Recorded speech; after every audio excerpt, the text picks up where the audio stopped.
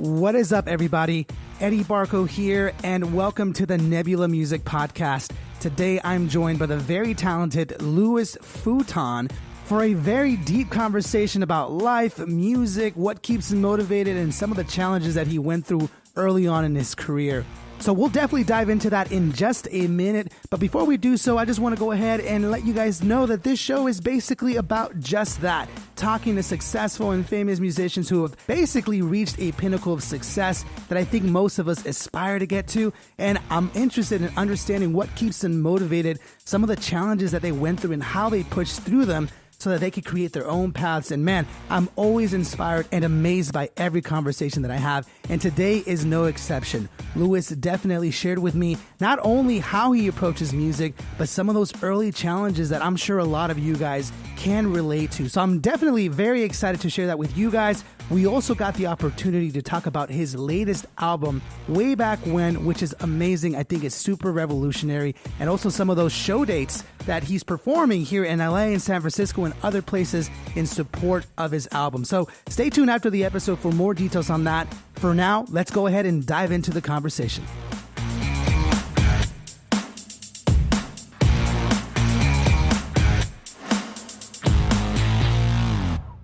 All right, what is up, everybody? Your boy Eddie Barco here. I am beyond excited to be here joining you guys because this guy that I have coming on in just a couple minutes, I've been trying to get for a while because I'm genuinely a fan. You know what? And let me take that back. I'm a fan of everyone I bring on the show. You know, I don't bring on anyone that I don't want here because I want to inspire all of you to do the best you can with your talent and what you're working on.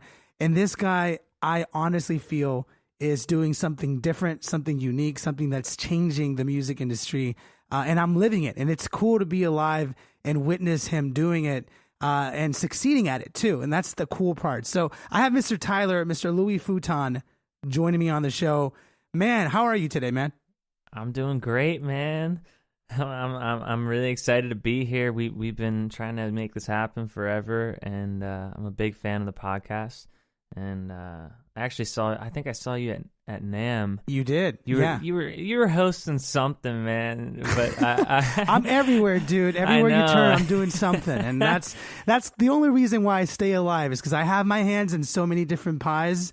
But here's the thing, though, man. Like what I was saying a little bit earlier, what I like to do, one of my biggest passions in life is I like to highlight people that sort of think outside the box and that create something new so that other people can use it as a template to create something for themselves. You know what I mean? And I feel like you are that person in a very specific realm in the electronic music and in pop music. Like, you are creating something unique. And for those of you guys who might be tuning in and might have never heard of Louis, and who are maybe just strictly into other kinds of music, let me tell you, this guy here is huge and he does amazing things, beat challenges.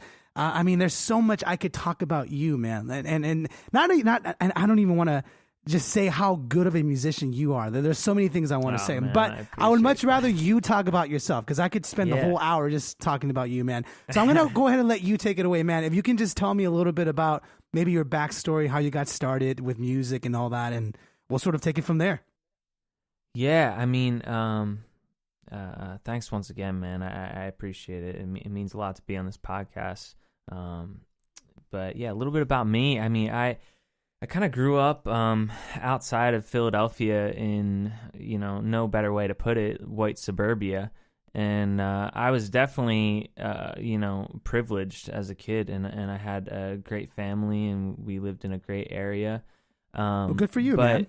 Yeah, I mean, I was blessed. But with that being said, I wasn't really exposed to, much variety of music. My dad, I remember, would always, he was just into classic rock and stuff. And I specifically remember just riding around the back of his truck, and he would just blast like Van Halen all the time. And, nice. That was probably my earliest memory of like enjoying music. And that kind of, I think, spurred a passion for music. But then I took piano lessons as a kid. Actually, my whole family took piano lessons, and from the same teacher. This girl would come over, and we'd go through those little books and stuff, and go through the lessons, and we'd all take lessons one after another. And was it that classic black book, the one with the flowers on it? That's like, you know which one I'm talking about? That's like the one that everybody learns from. Yeah. And next thing was next, and all of a sudden I was like 5 books ahead of them, and I think from that point, like my parents were like, oh, I think he has something special. But I ended up just quitting for some reason. I can't really remember. How old were you when you quit? I want to say I was probably 11 or so. I don't know why I gave it up, really. I think it was I was really into sports, and like none of my other friends were into music and stuff. But regardless, I started playing drums a little while later because my cousin played drums and he was really great, and I kind of learned from him a little, and I was inspired by him. And my brother also picked up the bass, and they were always in and out of bands, and I was like, man, this is so cool. I want this. And so me and my friends kind of started to play in bands and write music, and we were horrible. We were awful at first. I mean, this is... But very rarely do I hear when someone was like naturally good right off the back. You know, like, we were the best band on the block. Like that never happens. Come on. I mean, but yeah, I mean, over time, just kept, writing music and kind of explore, all my friends were into the weirdest music, and, like Animal Collective at the time in like 8th grade or something. Really? Interesting. And like just weird alternative music that I wasn't really exposed to, at home, and I loved it. And, I remember in 9th grade, we I remember I wrote like all the songs. I booked studio time for us. I booked an engineer to record the whole project. I went on the internet at the time, got some random dude from Russia to do some artwork, printed 150 CDs, and then handed them out to the whole school.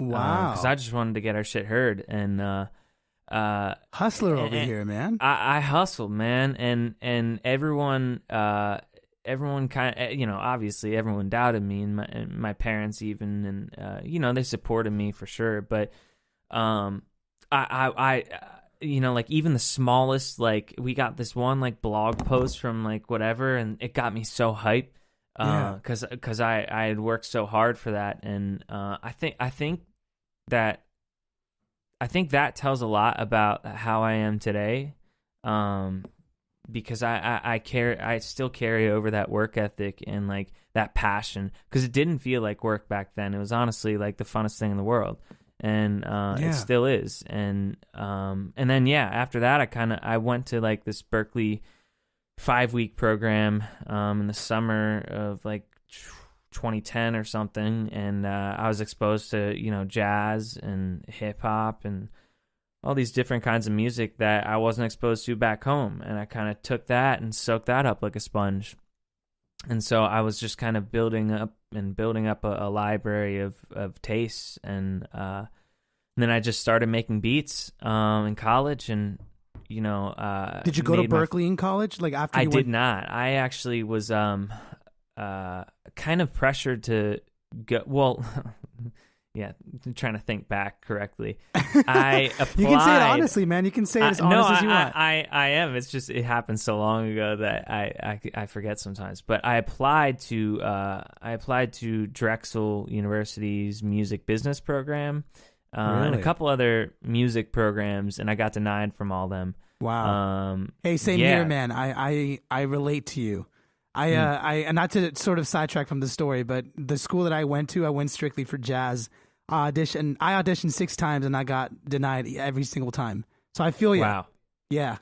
Yeah, that's how it goes, man. And it does.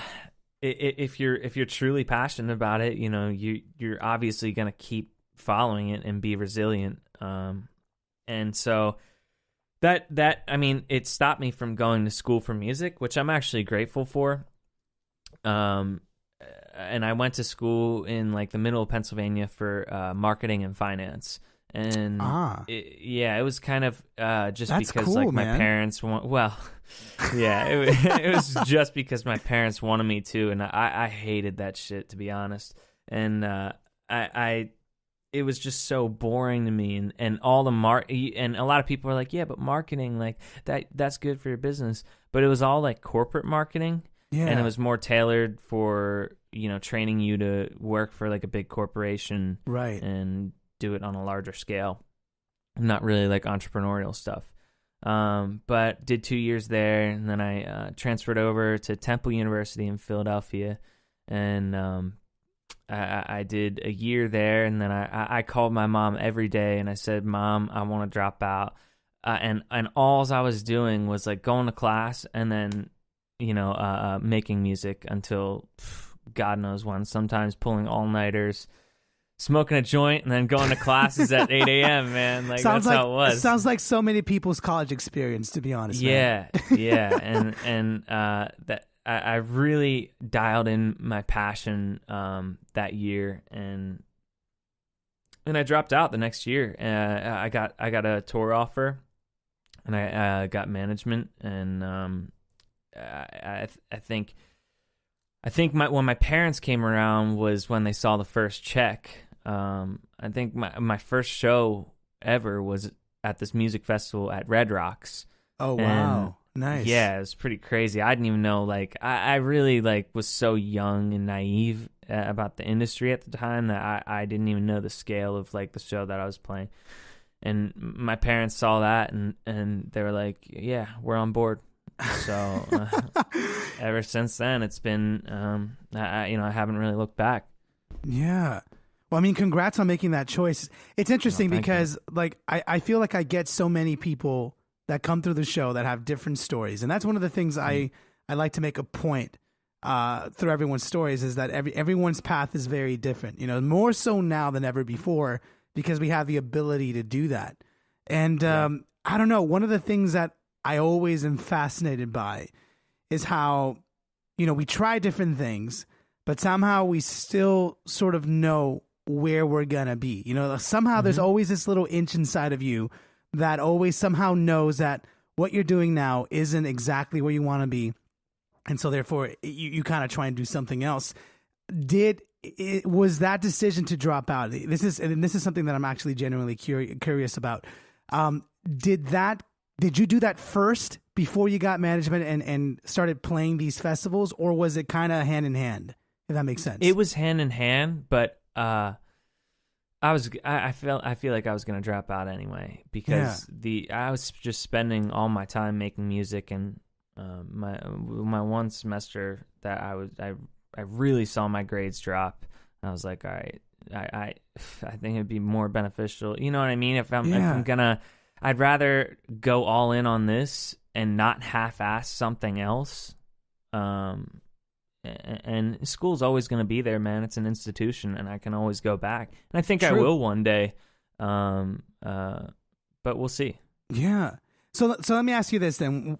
You basically, if my understanding is correct, you started experimenting with music from a very young age, in high school and around the time where I think most of us start experimenting with that path. And then at some point, you decided to start experimenting with beats, which is something that you're really good at now. And I feel like a lot of people recognize your skill in that. What I'm curious about is what got you interested in that, in the whole electronic scene and making beats. And the reason why I ask is because I think you're sort of, I want to say it this way because I think you're amazing. I think you're kind of creating like your own genre. You know what I mean? Because you've got a lot of jazz elements in what you do, a lot of knowledgeable intent in every music that you make. Right. And so I'm honestly genuinely curious, what was it that got you to start experimenting in this other world that for the most part, and I mean this very respectively, but I also say it from experience, I think most jazz musicians or people that are at least studying that side of the music industry don't normally venture away until much, much later. But you sort of instinctively decided to go that route. And so I'm curious, like, how did that happen? It's a loaded question, man. Yeah, and I'm sorry, man. No, it's very much like I'm excited to tell the story. It's I feel like it goes hand in hand with you saying like you kind of know what you're gonna do. You have that itch and whatever. Well, I feel like before I was exposed to, like that weird, like alternative music, like Animal Collective and stuff. I didn't really like know I wanted to make that kind of music until I heard it. And then I heard it and I was like, oh, damn, I want to make this stuff, And then I went to Berkeley for that 5-week program. I heard, Robert Glasper, and I heard like Mos Def and Jay Dilla and all, just so many different whatever. And I was like, wow, I had never heard this before. This is the stuff that I want to make. And that cycle just continues for everything, really. Like even now, like I just cooked a meal before I came on this podcast because I'm starting to experiment more with that passion. And that's something that I haven't explored before. But I was just like, you know what? I'm going to give this a shot. And I gave it a try, and I was like, damn, this is delicious, and it's fun. And it's very much like the production process. But anyway, I love that. Coming back, I feel like I just naturally soak up like whatever I'm exposed to. I'm like a sponge, and I always like see the good and take the best out of things. And my first kind of intro into electronic music, which I'm sure a lot of electronic producers will also say, was Skrillex when he came out with his first EP. Like some of the sounds on that project, I was just like, oh my god, what are these and how do you make them? And I was just so curious. And that actually wasn't the thing that made me buy a beat pad and go to the computer, but it for sure sparked some interest in electronic music. But the thing that really made me like go out and start making beats was this dude, Mr. Carmack, way back in 2012 or 2013. He came out with a couple projects, and I'd never heard anything like his sound before, and I was like, man, I need to make this kind of music. And for every single day, I would just go back to my apartment, and I would try. I'm sorry, my dog is barking right now. No worries, man. My dog's the same way. Hey. Okay. That's what I have to do too. That's awesome. Anyway, so I just like went on YouTube every single day and looked up tutorials on like sound design and like how to make beats on like Machine. And it was just like a constant, like it was a fun way to learn, because as I was like as I got better and better at like trying to emulate his sound and some of my other favorite producers' sounds, like I got to know what every knob and what every button did. And from there, I kind of started to develop my own style from that. What would you say was like one of the hardest things when you were studying sound design? And the reason why I ask is because I'm sort of venturing into that world too, just because I'm curious. I want to know more about it. But there's so much going on in that world, like when it comes to actually creating the cool sounds that we hear either in the songs that we hear or even like in movies and stuff like that. Like there's so much that goes into it. What would you say for you, being self-taught for the most part, what were some of the hardest things that you came across when you first started learning it? I'm not even sure you can remember, but I'm just curious. It's all hard, man. It's all, it's not a walk in the park, Yeah. And for a while, like, for a while, I had the bad habit of, taking Adderall and just going to my laptop and just kind of like knocking out any desire to do anything else, really? Which was very unhealthy. But it also got me past like that hump and made me focus on like the technical stuff, and the technical side of things.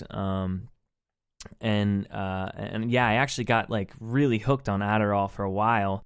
Because as Shit, you man. might know, it's like when you're trying to learn something that like isn't always like fun, and it's very and especially balancing that with school. Yeah. It's like I told myself that I needed more energy, and I got like really dependent on that. But I'd say it's all just, it's really tedious to learn sound design. But once you finally like get all these things, you can make the sounds that you have in your head. And that's what it's all about, is like just taking your vision and putting it on paper, essentially, just taking what's in your head and converting it into music.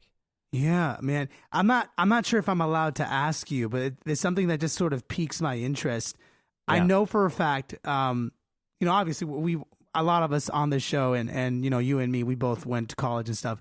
I personally have never used Adderall, but I know many people that have. In fact, almost everyone that I know has probably done it and become dependent on it, even to this day. And I'm curious for you, and this is an honest question, and feel free, if you don't want me to ask it, by all means, tell me. Oh, dude, everything's on the table. All right, I'm very open to talk about. All right, anything. well, let me be honest then. So, sound design, for me, an amateur, from the outside looking in, looks so incredibly intimidating. Then part of me imagines that it's so incredibly difficult to learn without being able to focus with Adderall. You know what I mean? Like, do you feel like you were able to learn it, at the pace that you did because you were sort of dependent on it a bit? And had you not been, would things have turned out differently? And obviously the answer is probably yes, but I'm just curious. Well, that's a great question. Yeah. And I sometimes think about that, and here's the answer that I have. I think I learned it at a quicker pace. However, it kills your creativity. Interesting. Absolutely kills it. And it put me into a huge hole of like depression and just self-doubt, and it took me into a rabbit hole. So in the long run, it ended up slowing me down. But in the short run, it was able to like, just get me over the hump of like learning things. I definitely, I don't regret it because of the lessons that I've learned from being dependent on a drug, and it's been like a long journey to get off it and to finally like come into my own, which has happened in the past couple years, and kind of like sparked all of this like new creativity and kind of reawakening within myself. I hit rock bottom because of it, but I'm so grateful for it because now I'm more happy than I ever thought I would be in my entire life. It sounds like it's well deserved. I mean, honestly, and here's the thing, like, my opinion is this, and it's strictly my opinion. That's something I definitely want to make sure that I always chime in, is that I think experiences are always that. We make choices in life, and we choose to either learn from them or make something out of them or not, And I think when we talk about issues like that, and I know that this is kind of a weird turn to take, but it's just something that I find very impressive of you. You were able to sort of break away and make something good, and sort of recognize that you had an issue and move away. My question is, how does something like Adderall kill creativity? Because that's what you were saying. I understand that the process is that it makes you focus, right? So you would imagine that being able to learn something so quickly is a good thing, right? But why does it kill, or why did it kill your creativity? Because at some point, I was just, I would be, what it does to your brain is very hard to explain. It gives you tunnel vision, and, like at some point I would get so focused on the wrong thing, and like just scrolling through samples for like hours on end. And, oh, damn, dude. Yeah, it's. And then I would look back the next day and be like, I didn't do shit. I didn't do anything for a whole day, and I feel like I worked my ass off. And wow, and it got and I'm sure a lot of other creatives will say the same thing about it. But it's just, it gives you tunnel vision, and you're afraid to, not afraid. I feel like when I'm not on Adderall, I just have such a more clear head, and Yeah. I'm not afraid to explore certain ideas, and I don't get caught up in the small stuff. And yeah, it's very hard to explain, but it absolutely and it took me a while to realize that too, because my workflow definitely suffered because I'd be taking it all the time, and every single day I would just be like, okay, what did I do today? I mean, I was in the studio for like 10 hours, but I didn't really do anything, and that cycle just continued and continued, and I would just like keep learning things, and like I was stuck in this like middle ground of like, okay, what am I doing? Like, where's my sound going? Like, who am I as an artist? And I just kind of like lost that passion that I once felt when, I was in the band pressing the 150 CDs and booking studio time in ninth grade. And that same person who went to that Berkeley 5-week program and fell in love with Mos Def and jazz music, I kind of like lost that person and fell into the pressure of like my career, because at that point I felt like I had to maintain a certain level of whatever it was, fame, or I don't really know what it was. It was kind of just like this invisible thing holding me back, really. How crazy, man. Like, yeah. Holy shit, man. You know what? I'm glad you bring this up, okay? I know we didn't intend to talk about this, but it's something that I've actually been meaning to talk about, because it's something that I've experienced too, not with substances, but with work. And this is something that sort of stood out to me with your story, is that you gave me an example of how you could spend hours just sort of scrolling through samples, or maybe even going to the studio, but you never really getting anything done. And you kind of get stuck in this loop where you're sort of working hard for the sake of working hard, which kind of keeps up that image that you're a hustler, that you're an artist, that you're making things happen. But then when you really sit down and look at what you've done, yeah, of course you've done some busy work, but have you really progressed your actual goal, or have you really improved your artistry? Like, has that actually happened? And it's happened to me, man. Like, I definitely, years ago when I was younger, when I was really obsessed with entrepreneurship, which I still sort of am, like we were saying, I'm everywhere, but I was doing so many things for the wrong reasons. And it took for me to crash and burn to really take a look at myself and ask myself, like, what am I doing? Why was I even doing this in the first place? Kind of like you, you know what I mean? And it took for me to take a hard look at myself to be able to take a step back and sort of start over. You know what I mean? Like, and stuff like this show and the other stuff that I do was born out of that moment in my life, which I'm grateful for, just like you. I'm curious, and maybe there is no right answer to this, but do you feel like artists that are very confident in their work, do you feel like, and yourself too, does that confidence come from moments like these, moments where you've experimented and you've worked hard, but at some point you've lost your way, and then you have to refine it, and once you refine it, you have a stronger resolve? Do you feel like that's something that's sort of necessary and that a lot of people like you and legends have, if that makes sense? Yeah, that's real, man. That's that. I didn't expect to go this deep. I'm sorry for asking you like that. I'm curious. No, honestly. no. This is great, man, because I love talking about this stuff, and I love having honest conversations like this. And I can't speak for anyone else or any other artists, but at least for myself, I feel like I had to hit that rock bottom, and it was also a combination of that and being in an extremely codependent relationship with someone who just drained my energy 24/7, and just being in a horrible place that I put myself in, just because I feel like I was on autopilot my whole life. Yeah. And finally, when I mean, the moment that I kind of woke up was when I went out and I visited my ex-girlfriend overseas, because she had gotten a job overseas, and I was like, yeah, take it, it'll be good for the relationship. Went over there, she was cheating on me the whole time, and I didn't even have any money to get back because it cost $2,000 to get there. Damn, dude. And I called my managers and I was like, you guys got to get me the fuck out of here.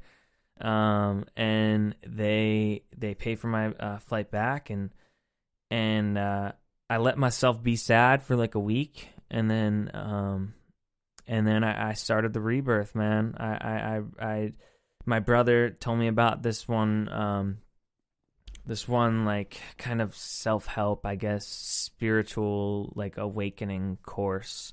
And I did all kinds of things to work on myself. I did that. I did energy healing sessions. I reconnected with my family and just did so many things that were That's a positive. huge part right there, by the way. I'm sorry to interrupt, but the family part, that's huge. Mm-hmm. Having that support system and I just realized so many things about myself and how I had been living my life, and I just kind of like threw everything out the window, and I was like, wait, like I can do whatever I want. Like, so I'm going to move to LA, and I just dropped everything and moved out here. And from that point on, I have had this aura around me, and this just exuberating confidence, and it just feels like I'm ready to take over the world, like right now, all the time though. And hell yeah. And so, speaking for myself, coming back to that question, I do, and I hear the same stories from some of my other friends who have kind of went through a similar thing. You kind of have to go through a really low moment to get to the highs, it's shown in my music, and everyone hears it, and I kind of just don't look back. I don't care about what people think of me or my music, and I think that's confidence 101 right there. Is like, not caring about what people think about it, because it's like, they're not in the studio when you're making the music, right. Like it's just you and the computer or whoever you're collaborating with, and it's all about the energy and the vibes. And I just stopped giving a fuck, man. That's the secret. That is the absolute secret, isn't it? Like, and obviously, I think it varies from person to person. But the idea being is that when you get to a point where you believe in yourself, and here's the thing, where I'm gonna try and sort of chime in on my own version of your opinion. Please. But I think a lot of people, when they think of believing in yourself, like that phrase or how it's supposed to look like, I think people are misguided, and they think that believing in yourself, looks like perfection. Looks like, oh, you're always gonna like be ballsy, and you're always just gonna dive into everything, and which is a good thing, by the way. But I think it also is based on your personality. And I'm gonna give an example from myself. Like, for so long, like I think Tyler, like I'm a drummer, and I grew up in the whole music scene, but for so long I was always sort of doubtful if I would be successful, because I wasn't like every other musician around me. Like, especially drummers. Drummers tend to be guys who love to jump into risky situations. They love to jam. They love to do all that thing. I have never been comfortable doing that. And it took for me a long time to realize that I'm more of a strategist. I'm someone who learns from afar, and I do a lot of different things, and that's how I succeed. And so when I finally learned to believe in that quirkiness of mine, even though for all intents and purposes, my way of being shouldn't work as a drummer, when I finally was able to accept, who I was and how I approached my music and the stuff that I did, that's when things sort of started working out. Because like you were saying, I didn't really give a fuck what other people were thinking about me or how I should behave. I was just simply listening to that person inside of me. And I know it sounds super cliche to say that. I know it does. But the idea being is I think you learned that. And I can tell with your music, like every time that I see you, and I think I've seen you like several times now. And like, I think I might have even met you when you first moved out here. But I see that confidence in you. Like whenever you walk into a room, you don't walk in throwing things against the wall, being like, I'm the shit. But I can sense that you have this, I don't know how to describe it. You're at peace with yourself, and therefore you express what you feel, and that's what people resonate with nowadays. That's what I would argue, at least. No, that's right, man. I mean, I think at the end of the day,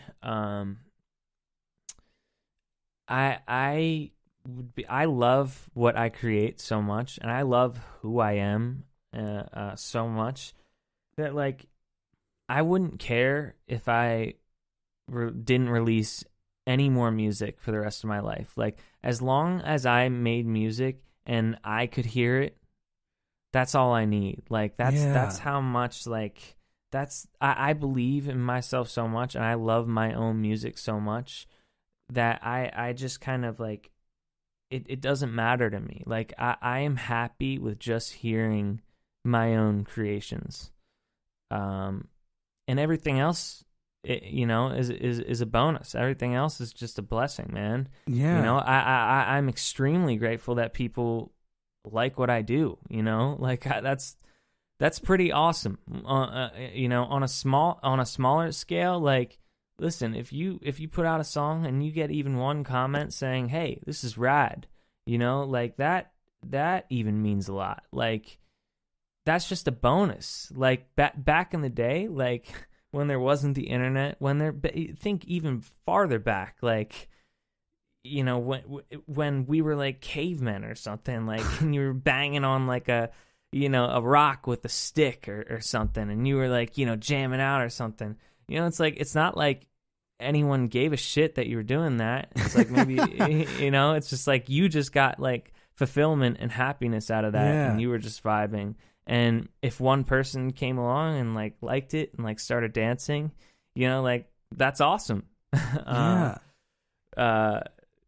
and I love it. I love that that's your perspective, because that's the way it should be. Yeah. And honestly, like I was saying before, a lot of the stuff that you're creating, I definitely find it unique. But I would argue that it's unique because you're making it for yourself. I think very simplistically, you're trying, like we were saying earlier when you were trying to learn sound design and stuff like that. You're trying to create music that you hear in your head and that you would like to hear. And for whatever reason, whether it's been calculated or it's been a blessing or it's been simply coincidence, people are resonating with what you are creating for yourself. And actually, you know what? Let me ask you this.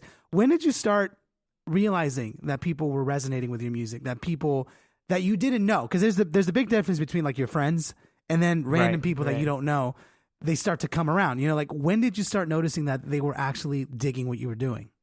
Yeah, I went through this tough period of time where I was releasing music and a couple people were it was like 50-50 of like this is garbage and like this is tight.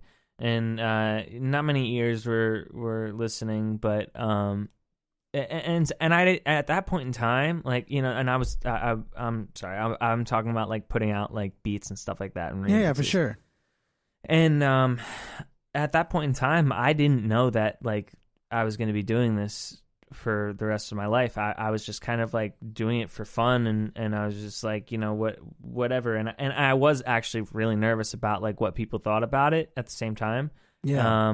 But when I put out like my very first EP, I really, again, like I didn't think that anyone was gonna even hear it, and This Song Is Sick, who now the guys that run that website, thissongissick.com, are my managers. they heard the EP and they were like, "Hey, we want to post this on our blog. Is that cool?" And I had been following that website for a while, and I was like, "Holy shit! Like this is awesome!" And That's cool. They posted it, and from there, this outlet called Selection, which has been a huge influence on me, they posted the EP and then just got like an overwhelming amount of like love on this project, and I was like, wow, I was not expecting that. And that just kind of like fueled me. I'm not sure if it was for the right reasons, but it definitely fueled me to keep going. And just knowing that people are listening and it is affecting other people and their lives. It was very inspiring to see. Yeah, man. And I love that. I love hearing those stories when something like that happens. In my opinion, and obviously I think other people can disagree or think of different reasons why something like this would happen. But I genuinely believe that once you sort of stop having requirements or what's the better way to say this? I'm trying to figure out a better way to say it. I guess very simplistically, when you stop feeling like you deserve something and you just start doing things for yourself just for the sake of doing it for yourself, things tend to work out. I mean, I can't tell you, dude. In fact, I would bet that every single guest I've had on the show has a very similar story. Not the exact same thing that happens, but there's a moment in their life where they're like, you know what? I'm just going to play drums for playing drums, or I'm going to just play guitar for playing guitar. And then the next week, Beyonce will call them, or Carrie Underwood will call them. Like it's that thing that always happens. And in my opinion, it's kind of what separates. I would argue it separates a lot of the legends from people that are not. It's because that you have that mentality of just being able to do it for yourself. And I am so grateful, and I'm very happy to hear that you have learned that at such a very young age, you know, because it takes some people a long time to learn. It took me forever to learn, you know, and I'm glad that you're in a place where you're making the music that you like and people are resonating it. And honestly, it's very well deserved. Do you feel like, I know I'm kind of jumping ahead of here a little bit, but this is kind of what I'm curious about. You have a new album coming out, which I am very excited for, and I think it's coming out in like 2 days now, right? Like on Friday? Yes. Yeah, the 22nd, February 22nd. When is this podcast going to come out? Will it have been out by this time? Or? It's going to be out in about 2 weeks. So it's not going to be, it'll be recent. You know what I mean? So it'll be like in 2 weeks. If you're listening to this podcast, the album is out. It's out now, yeah. So the album that just came out, is there some sort of, in some of the songs that you're releasing, are you sharing some of the lessons that you learned in some of these songs? You know, now I haven't heard any of these songs, so I'm excited to listen to some of these. But some of these lessons that you learned in your life, like maybe the moments that you were on Adderall, or the moments where you had to learn to let go of everything and just believe in your music. Can your fans sort of get some of those messages from some of this music? And I know it's kind of a broad question, but I'm curious, like if there was some sort of intent in some of those songs that you wrote. That's a great question, and it kind of it makes me think about how I express myself. Lyrically, it does kind of dive into like a darker place. So the whole album, I mean, it starts off. Let me backtrack a little bit. How I express myself is it's hard because I hear things differently than I feel like other people do.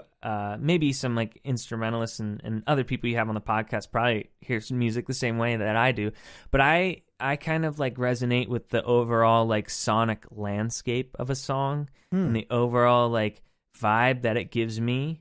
And vocals are just like another instrument for me to use in order to express the overall picture and the overall emotion that I want to evoke. With that being said, sonically, the album starts off very joyful, very euphoric, and it kind of dives into a darker place. And it stays in there for a little while, like a couple songs, and then kind of just comes out of that rabbit hole, and ends up being, towards the end. I mean, the very last song is triumphant. That's the feeling you get. You feel like you're, fucking climbing Mount Everest. But then a Yeti comes along and is trying to yank you back the down. He's trying to claw you down, man. But then, despite all the odds, you get over that and you're on top of the world. You know what I mean? Yeah. But that's kind of that's kind of how I see music, and I'm able to, with all these collaborators who also happen to be not only my friends, but my dream collaborators. I love everyone who is featured on this project so much, and I have listened to so many hours of their music, and to be able to collaborate with them, and kind of utilize their skill sets and the way they envision music in order to paint a more broad picture, and get things out of the listener that they may not have felt before. That's the goal. Yeah. And by combining my skill set, which I've been developing, for the past however many years, I pride myself on versatility and being able to create so many different things. The beat flip that I just did, the James Blake flip is very jazz influenced. But the one before that may be a completely different vibe, and the next one might be another completely different vibe. And same thing goes with this album. There's a couple of things I want the listener to feel when they listen to this whole project, and one of them is wow, I can't believe this person made all these songs. Yeah, I want to kind of take them on a journey. Hell yeah. Yeah. I love that, man. I love that you have that intent and purpose behind your album. In fact, it makes me respect you even more to know that you have this point of view, this sonic point of view to your music. Mm-hmm. I'm curious, who are some of the collaborators that you're really happy that you got a chance to work with on this album? I know you have many, but I'm curious, is there one specific one that you were like, oh yeah, we made something awesome, and you made awesome things throughout the whole entire album? I'm not trying to single somebody out. I don't think we have enough time to talk about every single person. You know what I mean? Was there a dream collaboration that you managed to achieve on this one? Yeah, I mean, they're all dream collaborators, man. I'm not exaggerating when I say that, but I will say that this dude Nombe, who I'm a big fan of, he kind of makes a unique style of indie and electronic and alternative rock at the same time. I was very excited to kind of venture into that world and see what I can do, and see if I can make something that I never made before, and get a feeling out of not only myself but whoever listens to it that they've never felt before. And I think we did that with our one song Bad Habits, which I actually dropped a while back, but it's a great song. Yeah, thank you, man. It's just it's super gritty, and it's and it's production wise, it sounds I don't know, it's so hard to explain. But whenever I listen to it, I'm like, damn, this shit knocks. But that's when you know you did good work, when you listen back to your shit and you're just like, damn, dude, this still hits my feelings, man. This still hits me right in the feels. You know what I mean? I love it, man. And that kind of explores into this weird alternative space, but at the same time, it's 2 songs later, I have a song with some people who you might know, Matt Zara, who is a guitarist and a producer, and Anomaly. And we made kind of this awesome oh man, that I can already gospel and I feel like I can already influence. envision it right now. Oh my god. Yeah, man. With Anomaly on keys, dude. Holy shit. Yes. So yeah, well, it was actually last year at NAMM. Matt came over and we had just wrote pretty much the body of the song, and we were both really stoked about it, but we were like, man, I feel like it's missing something. And me and Nico Anomaly are really good friends, and I kind of we send each other stuff all the time, and I sent him this track, and I was like, yo, you want to lay down like some piano on this? And he sent it back a couple weeks later, and me and Matt were just freaking out, and we kind of all knew that the song was like special, and it for sure is. It's also, you know, another color that I haven't really painted before, you know, and especially like the end, there's this like Thundercat, Robert Glasper vibe, like this weird like jam at the end where people who know Louis Futon and all my music, when they hear that, I want them to be surprised and shocked and just kind of like, wow, what are these sounds? And that's the goal for like what I want to continue to do with my career, and whoever is along for this journey is to continue to shock and surprise whoever is listening, and let them know, don't expect anything, you know, expect the unexpected, because who knows, like one day I might want to make like a K-pop song, you know, but the next dude, I might want to make, that would be awesome. You know what I mean? Like, yeah, I never know what I'm going to make when I'm in the studio. It's always just that day, how I'm feeling, and whatever comes out is whatever comes out, you know. And I don't feel any pressure of what I'm supposed to make from management or my fans or whoever. It's just like a day by day basis of like how I feel, and that is determined by, you know, bringing it back, my influences and what I soak up.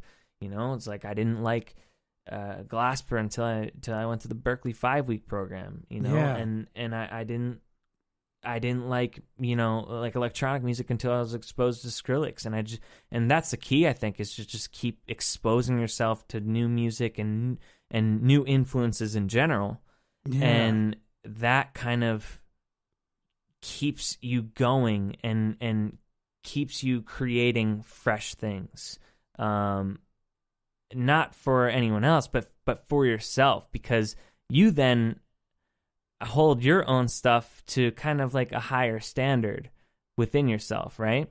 Yeah. Because if you hear something new, you're like, ooh, like I want to make something like that now. It's like you keep just adding to your library and adding to your library, and just therefore just keeping it fresh within yourself. Yeah, dude, I fucking love that, man. I love how. There's like a million things I could say right here. That's why massive sigh on my end, because you said everything I would have wanted you to say. Like, I think that there's so much knowledge coming from you, and there's so much intent that I can already feel on this conversation. I'm not even looking at you. We're not even in the same room, to be honest. I wish we were, but I know, me too. Right? But I can feel the vibe. I can feel the intent. I can feel the passion behind the music. And I honestly, if there's anything to take away, I would love for anyone who's listening and who's interested in creating their own style and just making something cool. The idea is always to make it for yourself. You know what I mean? Like I can't stress that enough. And I hear that every time I see you play. I've been lucky enough to watch you play like 3 times. And I think you're fun. I think you're not only is your music cool, I think it's fun watching you perform live, because I think you incorporate real live instrumentation into your electronic stuff really well. You blend them well. It's not just like part of the show. You know what I mean? You don't have a drum set up there just to have a drum set. You know, it's more of like there's a reason why you bring your guitar and you bring your keys up there. It's kind of cool. And that's actually something I wanted to ask you real quick as we sort of start to kind of wrap things up. I wanted to ask you, I personally feel like you're creating a new genre, not genre specific, but I do see this sort of shift in the electronic music scene. You know, I think it's huge and everyone loves it, and it's always going to be really cool and dope. But I do see a lot of electronic artists kind of coming up and rising up that are not just producers, but that are sort of musicians too. You know, and that's not to say that all the former producers and the legends that we know aren't musicians. Many of them are. Right. But I think for a long time, the production has gone the highlight, and now it's starting to become a hybrid. You know what I mean? Like where it's kind of showcasing both the musicianship side and the production side. I'm curious if you feel like that's sort of happening, or if it's very small still, in your opinion. It for sure is happening. I mean, you look at like Anomaly, you know, and how he's now touring the world with a live band, and the music he creates is such a, you know, that is for sure like that is a new genre of music that he's creating, and I feel like I am kind of carving out my own lane as well. And I think just realizing that there's like the internet, and not only the internet, but this world is massive, and there's so many different pockets of subgenres and people who fuck with this or that and the third. Listen, people are going to hear your music, and I kind of had to tell myself to stop being influenced by like Instagram or like what I hear on does well on Spotify. Yeah, because that doesn't matter. It's like you're not going to create your own sound if you feel the pressure of creating something that's already done. Something that has already made. Exactly. That something has already been made and has proven to be successful. You're never going to carve out your own lane if you kind of trap yourself in that box. But it's happening, man, and especially with like, you know, pickup and pickup jazz and pickup beats. Sam. Yeah, man, he's great. He's creating a community which I personally haven't been exposed to before I came across the page, and I fell in love with it. I fell in love with everyone who is featured on that page, and that has kind of like sparked me to take more care and pride into my live show, and I'm now bringing out a drummer and just expanding overall, and also just practicing my guitar chops and keyboard chops, and starting to relearn and have fun with it as well, and being pushed by those outside forces. Man, it's the best. Whenever I see like how do you pronounce his last name? Rob Araujo. Oh, man, isn't it Arujo? I think Rob Araujo. Yeah. Seeing a video of him shred the keys, man, I'm just like, oh, that's awesome. And instead of getting jealous and saying, man, I wish I had what he has, I'm influenced. I'm the opposite. I'm inspired, and I go right to the keys, and I trying to learn something new, you know, and it's all about that. It's all about the confidence and believing in yourself and not tearing anyone else down. Yeah. Oh man, I love it. These kind of conversations are the kind of things I live for, man, because at the end of the day, too, man. Me too. Right? I mean, look, the reality is, at the end of the day, what really matters is, in my opinion, is finding a way to be able to do something that you love, and two, being able to inspire others to do the same thing. And I feel like you're doing just that with your music. And not only that, but you're sort of paving your own way. And that's one of the things that I started in this interview, and I'm trying to end with it too, because I think it's something I want to nail in the coffin, and I want to make sure people understand, is that I think you found a very unique thing here, you know, and you've created it for yourself. And I see other people sort of following suit and creating something similar for themselves. I mean, dude, I'm always driving everywhere whenever I need to go to a meeting or something, and I'm hitting up Spotify, and I put on a playlist, their Mint playlist, you know, the very notorious Mint playlist.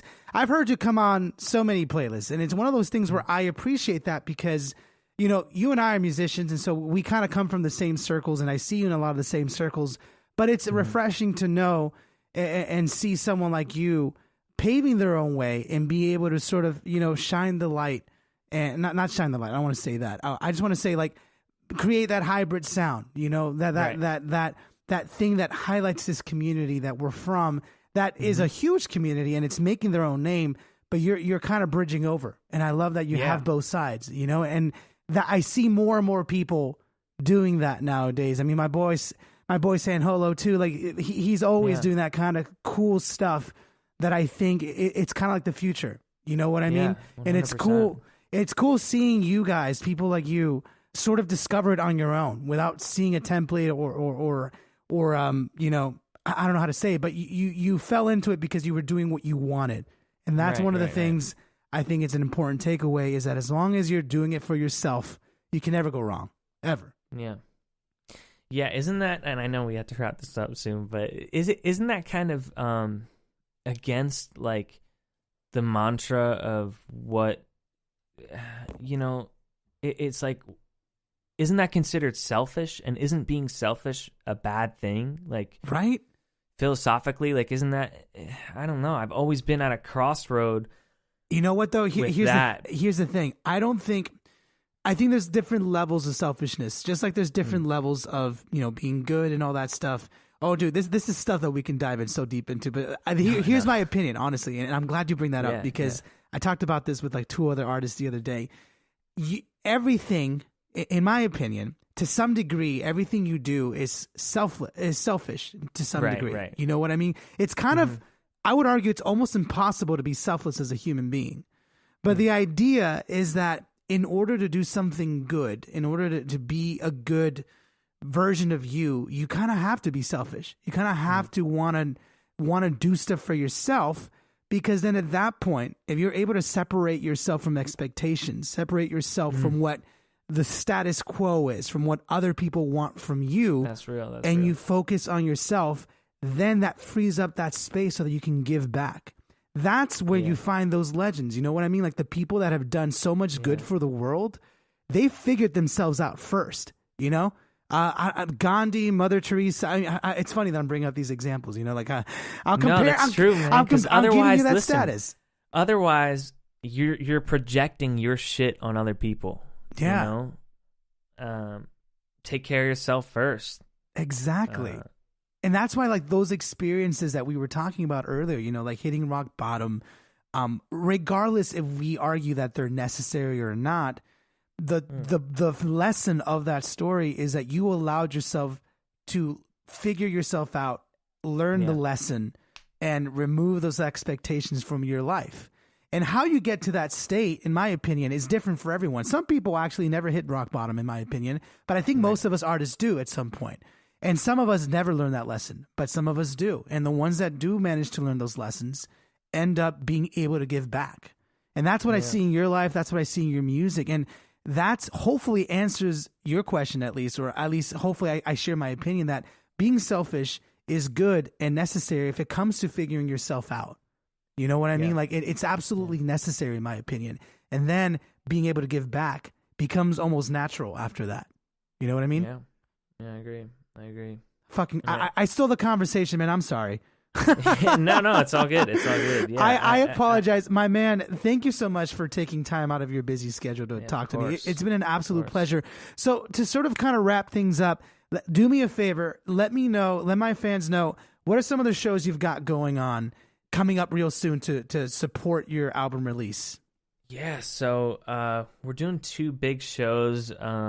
We're doing one in LA, and that is going to be on the 26th at the El Rey Theater.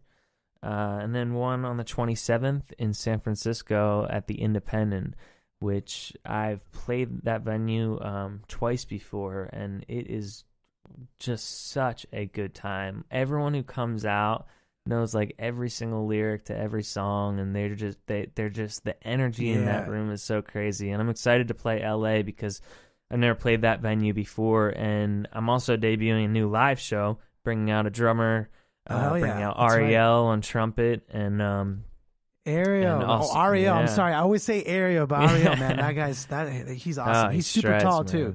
Can't miss him. He's super tall. The only tall guy in the room. If you see him in the back, you're like, oh, there he is. That's the guy. Yeah.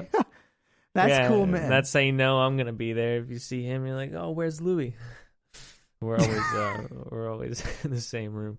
But it's gonna be really fun. I'm excited. I feel like I really am giving 100% of myself to everyone who listens, watches, follows, messages me.